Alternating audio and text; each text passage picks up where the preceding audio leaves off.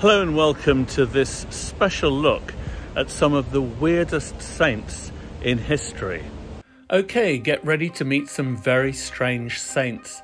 Let's start with Saint Nicholas. No, not Santa Claus, though that's the Christmas character he evolved into. The real Saint Nicholas was a bishop in what's now Turkey, and in the original story, he discovered to his horror that a local butcher had killed 3 boys, chopped them up and pickled them in a barrel. Obviously, St. Nicholas brought them back to life and they all became good Christians. Moving on quickly to Saint Manuel, or Emmanuel in some sources, who I discovered this year in a Portuguese church. His manner of death was rather sadistic, as you can see, martyred by the Romans for his faith. Female martyred saints can be pretty easy to identify. You've got Saint Lucy, who had her eyes gouged out and she offers them to you on a plate. Saint Apollonia had her teeth pulled out and she holds one of them in a pair of pliers. Saint Agatha was appallingly mutilated, and this is often depicted. And then the curious figure of Catherine of Alexandria, a woman of great learning put to death by the Roman Emperor Maxentius, first on a spiked wheel, which didn't work, and then she was beheaded with milk pouring from her neck instead of blood. The chap with a sword in his head, by the way, is Maxentius. Nice. But many suspect that this Christian saint, Catherine of Alexandria, is actually based on the life and murder of a female Egyptian philosopher of the 5th century AD called Hypatia, here depicted by Rachel Weisz in the movie Agora. Hypatia was a pagan killed by a Christian mob, but the church then reversed the story around, making the heroine, Catherine of Alexandria, a Christian, and the pagans became her assassins.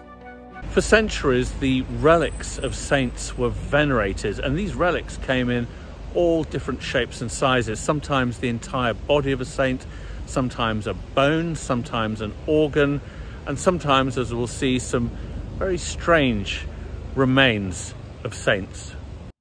This is probably the most stupendous collection of saints' relics in Europe at the Church of Saint Roch in Lisbon. The Dowager Queen of Portugal donated the head of Saint Aetherius in 1579 and a bit of the Empress Helena, who was the mother of the Roman Emperor Constantine. This was then added to big time by a diplomat called Juan de Borja. He gave a ton of relics to the church.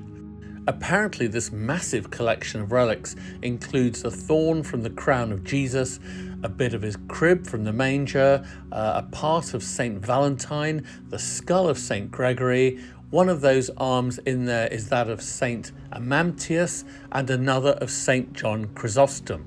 Some churches can be very greedy when it comes to relics, claiming that they've got multiple saints' relics.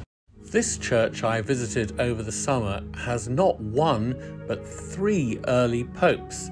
Saint Silverius, who was starved to death by the Byzantines, Saint Clement, who was tied to an anchor and thrown in the sea by order of the Emperor Trajan, and Saint Eugenius, another pope who had problems with the Byzantines. I was brought up a Catholic, but I consider myself these days as an atheist who nevertheless has a rather strange obsession with the church and with its history, and particularly with its very strange saints. Among my favourite weird saints are Saint Drogo, who was so ugly he's the patron saint of unattractive people, or Saint Giles, a hermit who lived off the milk of a female deer, yes really, and is the patron saint of breastfeeding. And one saint I met in both France and Portugal over the summer is Saint Expeditus, patron saint of urgent causes. Now, to be clear, St. Jude does lost causes, Expeditus does the urgent ones, hence all the requests that surround his statue. He was a Roman centurion, apparently martyred for his faith. And then one saint that's been very popular on my Templar Night blog for many years, Saint Pantaleon, another martyred Roman Christian killed under the Emperor Diocletian, who more importantly is the patron saint of lottery numbers. Pray to him and you could be winning millions. Let's turn to saints who bear the stigmata, the wounds of Christ. Saint Francis, founder of the Franciscan Order of Friars, bore marks resembling those on the crucified body of Jesus after he received a vision. In the 20th century, the Franciscan friar Padre Pio also claimed to have the stigmata, although some unkind souls claimed they were self-inflicted. He was canonised in 2002, and this is a bust of him that I encountered in a church in Sicily 3 years ago. In the 13th century, one group of Franciscan friars went to Morocco to try and convert the Muslim caliph and his people. It didn't end well. This is the bone of one of them. It was St. Francis himself who'd sent over these saintly friars in the year 1219, and as we can see by this large depiction of the subsequent events, their incessant preaching was not appreciated. Now, depending on who you believe, the caliph tried to convince the friars to stop their proselytizing activity, even offering them women. But it should be said that the price for leaving Islam, the act of apostasy, is death, and these friars were encouraging apostasy, hence the outcome. Now, you all know that Mary was the mother of Jesus, but did you know that Anne was the mother of Mary? And for some reason, Anne has been a special subject of interest to the faithful over the centuries. The Virgin Mary's mother Anne is not mentioned in the Gospels that were accepted into the New Testament. So why is she a saint? Well, because she also conceived immaculately after a visit from an angel, because of course Mary, venerated in the Catholic Church, had to be born free of original sin. The head of St. Anne was held in the cathedral at Chartres in France, which became a massive centre of pilgrimage in the Middle Ages. This is something interesting I saw in Lisbon a while back. Old effigies of saints without their robes or their hair, looking like eerie dolls.